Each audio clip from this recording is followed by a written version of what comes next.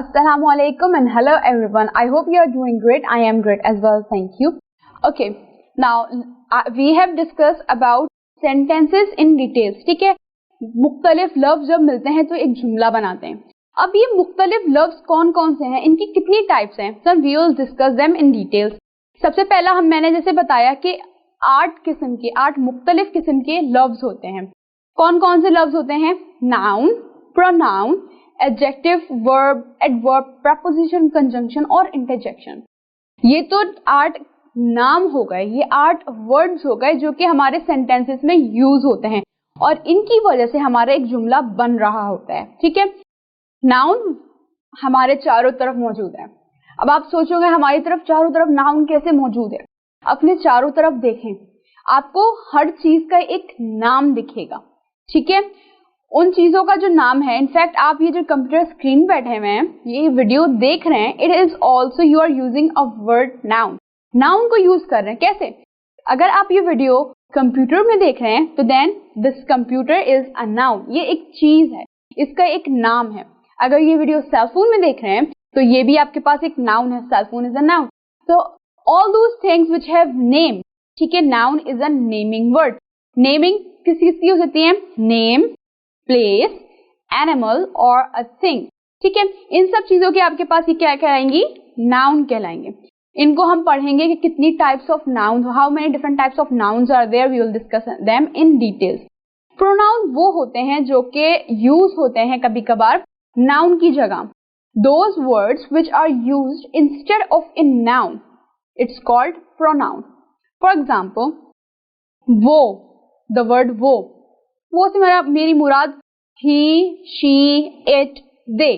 ठीक है, अब प्रोनाउन की भी मुख्तलिफ किस्में होती हैं and there are different types of pronouns. We will discuss them in details. फिर एडजेक्टिव्स वो होते हैं, वो लफ्ज होते हैं जो कि किसी चीज को डिस्क्राइब कर सके, बयान कर सके. ठीक है, चाहे उसकी क्वालिटी बताएं या उसकी क्वांटिटी बताएं. Those words which describe the quality of a noun or quantity of a noun, then those are called adjective. Verb, बहुत ही सिंपल डेफिनेशन है. verb is an action word. ठीक है, वो जुमले जो कि आपको एक्शन बताएं. अब ये बहुत ही इजी सी है. We will discuss them in details. इसके अंदर भी verbs की भी मुख्तलिफ किस्में होती हैं. बहुत सी verbs ऐसी होती हैं जो आप एक्शन वर्ड्स ऐसे होते हैं जिनको आप छू सकते हैं. ठीक है, for example, I am moving my hand. ठीक है, ये फिजिकल एक्शन है. लेकिन अगर मैं बोलूं मैं सोच रही हूं, क्या ये वर्ब है? Of course it is a verb. लेकिन क्या ये मैं सोच रही हूं कि छू सकती हूं मैं? फिजिकल है? No. We will discuss them in details. इनका मैं आंसर दूंगी. तो बहुत सारे वर्ड ऐसे होते हैं जो आप बोल तो रहे होंगे कि वर्ब है, एक्शन वर्ड है, लेकिन उसकी कोई फिजिकल एग्जिस्टेंस नहीं होगी. उनको आप देख नहीं सकेंगे, दे आर नॉट टेंजिबल, जिनको आप छू नहीं सकेंगे. तो हम इन सब के बारे में डिटेल्स में पढ़ेंगे वर्ब की जब हम बात करेंगे. फिर कुछ वर्ड्स ऐसे होते हैं जो वर्ब को डिस्क्राइब करते हैं, वर्ब को मॉडिफाई करते हैं. Those words are called adverbs. अब अगर मैं बोलूं मैं कल मार्केट जाऊंगी, तो यहाँ पे जो वर्ड कल है ना, मॉडिफाई कर रहा है वर्ब को, जाऊंगी को. कब जाऊंगी? मैं कल जाऊंगी. ठीक है, तो अब ऐसे वर्ड जो कि आपके टाइम को बता रहे हो, मैनर को बता रही हो, वर्ब को मॉडिफाई कर रहे हो, वो बहुत हल्के हल्के लिखती है. She write very slowly. तो जो वर्ड वेरी स्लोली है, किसको डिफाइन कर रहा है? राइट को. वो कैसे लिखती है उसका मैनर बता रही है. तो वो क्या है? एडवर्ब है. We will discuss all these things in details. तो इसके साथ मेरे साथ साथ रहिएगा ताकि आपको ये सारे कॉन्सेप्ट क्लियर हो जाएं, इनको अच्छे से आप समझ सकें. ताकि इसका फायदा क्या होगा, इन सबको पढ़ाने का, इनको समझने का फायदा क्या होगा? सबसे पहले तो बच्चे यही पूछना है, इसका फायदा क्या होगा? इसका फायदा ये होगा, then you can communicate effectively. आप अपनी बात दूसरे तक आराम से और बहुत ही अच्छे अंदाज में पहुंचा सकते हैं. क्योंकि हमारे जो हम जब बात कर रहे होते हैं तो हम कभी कभार जो लिसनर होता है उसको समझ में नहीं आता हम किस स्पेसिफिक चीज के बारे में बात करते हैं, कोई रिलेशन नहीं बन पा रहा होता. ठीक है, तो ये जब हम चीजें समझेंगे ना तो हमें हमारी कम्युनिकेशन भी अच्छी होगी. सिर्फ स्पीकिंग कम्युनिकेशन अच्छी नहीं होगी, हमारी राइटिंग कम्युनिकेशन अच्छी होगी. कि हमारे जो आंसर्स होंगे, हम जब लिखते हैं अपने आंसर्स, हम कोई ऐसे लिख रहे हैं, हम कोई भी चीज लिख रहे हैं, ठीक है, उसमें हमारे पास हमारी बात कन्वे नहीं हो पाती। दूसरा जो रीडर होता है वो कुछ और मतलब लेके बैठ जाता है, उसको आइदर बात समझ में नहीं आती कि आपने क्या लिखा है, आपने क्या आंसर लिखा है, ठीक है। तो इसमें आपकी राइटिंग कम्युनिकेशन भी आ जाती है। तो communication it's not only speaking communication, it is also how do you communicate through your written piece, ठीक है। फिर आपके पास ये चीजें बहुत इंपॉर्टेंट हैं पार्ट्स ऑफ स्पीच के हवाले से। ऐसे पहले जमाने में जब हम उर्दू की बात करते हैं ना, तो बहुत ही मुहज्जब अंदाज में लोग बात करते थे, ठीक है। अब अगर अब की जनरेशन देखेंगे तो बहुत ही डिफरेंस दिखेगा। तो हमारे अपने नानी दादी वगैरह को बोलते हुए सुना होगा, तुम लोग को तो बात करने की तमीज नहीं है, ढंग नहीं है। वो इसलिए कि हमने ग्रामर को भी अब छोड़ दिया है, एक उसके हवाले से हमने इसको बात करने के अंदाज को सीखा नहीं है, ठीक है। तो ये सारी चीजें हमारी बहुत इंपॉर्टेंट होती हैं। How do we communicate effectively, किस तरह हम बात करते हैं, हमारे जुमलों की सेंस बन भी रही है या नहीं बन रही है, तो ये बहुत इंपॉर्टेंट होता है। Anyways, moving back two parts of speech. फिर हमारे पास कुछ वर्ड ऐसे होते हैं जो कि रिलेशनशिप बताते हैं किसी भी दो चीजों के दरमियान। कैसे? For example, this remote is sitting on A desk. Okay, just assume this is a desk. Even though it is my hand, you can see it. लेकिन assume कर लेते हैं, assume करने में क्या है? The remote is sitting on a desk. ठीक है? अब ये desk के ऊपर बैठा हुआ है। अब ये sitting word आप सोच रहे होंगे मिस ये sitting क्यों यूज कर रही हैं? खैर, तो the remote is sitting on a desk. अब desk और इस remote के दरमियान कोई relation है। वो relation क्या है? कि remote desk के ऊपर है।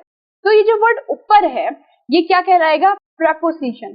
So words like in, on, at, by, along, all these words are called preposition. We have separate video for that और इस पे हम बात करेंगे डिटेल्स में, ठीक है। फिर हमारे पास कुछ वर्ड ऐसे होते हैं कि दो जुमलों को या दो लफ्जों को आपस में ज्वाइन करते हैं, ठीक है। हमारा सेंटेंस चलता हुआ आ रहा है, फॉर एग्जाम्पल, उसकी अम्मी ने उसको मारा और फिर बाद में प्यार किया, ठीक है। तो उसकी अम्मी ने उसको मारा, यहाँ पे एक बात कंप्लीट है, एक कंप्लीट सेंटेंस है, लेकिन आगे कोई जुमला एक और है, और फिर प्यार किया, ठीक है। तो ये जो वर्ड और फिर जो आ रहा है ये हमारा क्या है? कंजंक्शन है। दो जो प्यार किया और मारा, इन दोनों जुमलों को क्या वर्ड ज्वाइन कर रहे हैं? और। अब सिमिलरली इंग्लिश में भी हमारे पास कंजंक्शन होते हैं। The word which join two sentences or two words together, then they are called conjunction. फिर कुछ words ऐसे होते हैं जो हमारी sudden feelings को express करें, हमारे sudden emotions को बताएं, वो क्या कहलाते हैं? interjection. For example, the words like hooray, alas, yippee, all these words, or yikes, or oops, all these words are called interjection. We'll discuss all of these in details, ठीक है। So let's discuss them in details. The first type of word we have is called noun. Noun क्या होता है? Like I said, noun is the name of person, place, animal or thing. There are 5 different types of nouns. अब आप सोच होंगे 9 मुख्तलिफ किस्म की nouns होती हैं? Yes. ये नाउन्स हमारे पास करती क्या है कि हम जब जुमले बना रहे होते हैं, अपने सेंटेंसेस कंस्ट्रक्ट कर रहे होते हैं, तो उसके हिसाब से, उन जुमलों के हिसाब से ये फिट होती है। अगर हम यूज कर रहे हैं प्लूरल नाउन और हमारा जो सब्जेक्ट है, सब्जेक्ट वर्ब एग्रीमेंट का भी एक हमारे पास टॉपिक आता है, सब्जेक्ट वर्ब एग्रीमेंट। वर्ब और सब्जेक्ट को आपस में एग्री करना चाहिए। हमें पता है सब्जेक्ट जो है हमारे पास क्या होता है? नाउन ही होता है। तो बच्चे जो हैं या फिर इनफैक्ट बड़े भी इसमें सब्जेक्ट वर्ब एग्रीमेंट में कंफ्यूज हो जाते हैं, उनको सही सेंटेंसेस नहीं कर पाते, तो ये हमारे पास ग्रामेटिकल मिस्टेक हो जाती है, हमारे सेंटेंसेस सही कंस्ट्रक्ट नहीं कर पाते। जो कि चेकर होता है वो सबसे पहले हमारी कॉपी, अगर सब्जेक्ट वर्ब एग्रीमेंट की अगर कोई मिस्टेक है तो उसको देखते ही जो है ना पहले समझ जाता है कि बंदा जो है ना उसकी बेसिक्स कमजोर है, उसकी ग्रामर अच्छी नहीं है, और उसके हिसाब से हमें मार्क्स देता है। तो इसलिए हमें डिटेल्स में नाउन पढ़ना भी बहुत जरूरी है। तो हमारे पास सबसे पहले एक कॉन्क्रीट नाउन होती है। कॉन्क्रीट नाउन कौन सी नाउन होती है? जो आपको स्पेसिफिक डिटेल्स बताए, ठीक है, जिसको आप काउंट कर सकें। There are countable nouns, uncountable nouns, singular nouns and plural nouns. फिर हमारे पास एक कलेक्टिव नाउन होती है। कलेक्टिव नाउन वो होती है जिसमें आपके पास it's a collection of a number और ऑफ पीपल और थिंग्स। जब हमारे पास मुख्तलिफ नाउन्स मिलकर, फॉर एग्जाम्पल एक रेवड़ है, ठीक है, उसमें हमारे पास शीप्स हैं। लेट्स जस्ट अज्यूम ये हमारे पास जो है शीप्स हैं, ठीक है। Just ignore my drawing skills, ठीक है। अब यहाँ पे कितनी नाउन हो गई? एक नाउन, दो नाउन, तीन noun. So it's a plural noun. ये एक ग्रुप है, ठीक है। सो हर जो ग्रुपिंग जब हम करते हैं नाउन्स की, तो वो हमारे पास क्या कहती है? Collective noun. जब हम किसी भी चीज का एक ग्रुप बना दें, तो ये जहाँ पे मुख्तलिफ शीप्स मौजूद होती हैं, ठीक है, वो बहुत सारी हो, वो क्या कहलाती हैं? हर्ड।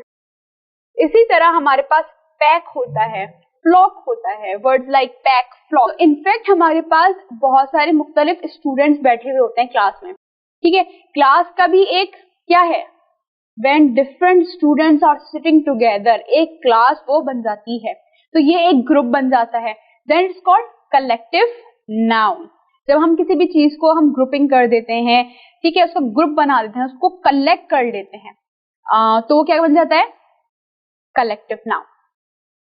ओके, फिर हमारे पास कुछ नाउन्स ऐसी होती हैं जो कि कॉन्सेप्ट्स होते हैं, आइडियाज होते हैं।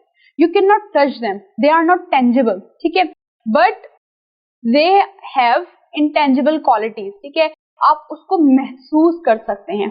For example truth, bravery, love, hate, etc. are called abstract noun. Abstract noun are those which refers to specific concept, ideas which you cannot touch. फिर हमारे पास दो अलग कॉमन नाउन होती हैं। They are called common noun and proper noun. Common noun are those which are not, they are not specific, they are general, ठीक है। For example, city, the word city, ठीक है, तो ये कौन सी है? जनरल है। पूरी दुनिया में कितने सिटीज हैं, ठीक है, हर एक वो है, और पूरी दुनिया में कितने कंट्रीज हैं, ठीक है, ये जनरल है। तो जो चीज जिसका जनरल नेम हो, it is a name of general person और प्लेस। फॉर एग्जाम्पल बॉयज और गर्ल्स, ठीक है, ये क्या है? ये जनरल नेम है, ठीक है, स्पेसिफिक नहीं है। Then it is called common noun.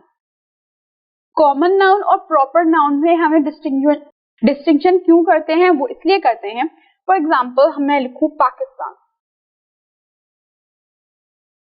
तो ये जो वर्ड पाकिस्तान है, पूरी दुनिया में कितने पाकिस्तान है? पूरी दुनिया में एक ही Pakistan. So then it is proper noun, ठीक है। वो नाम जो कि जनरल नहीं हो, those name which are specific on point, they refer to particular place or thing or person, then it is called proper noun. अगर मैं वर्ड बोलूं रिदा अमजद, ठीक है, तो ये मेरा एक स्पेसिफिक नाम है। दुनिया में कितनी रिदा अमजद होंगी?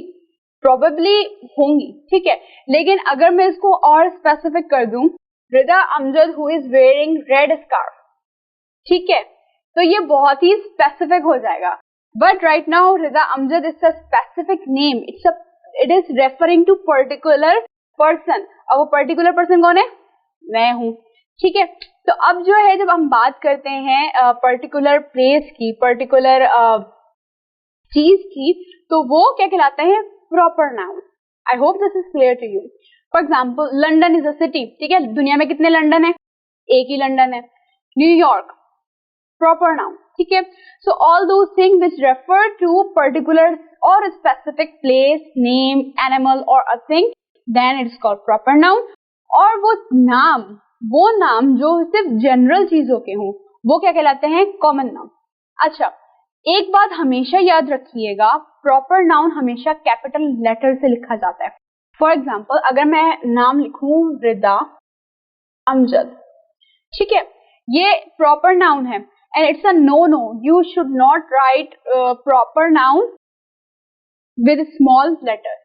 You should always write proper noun with capital letters.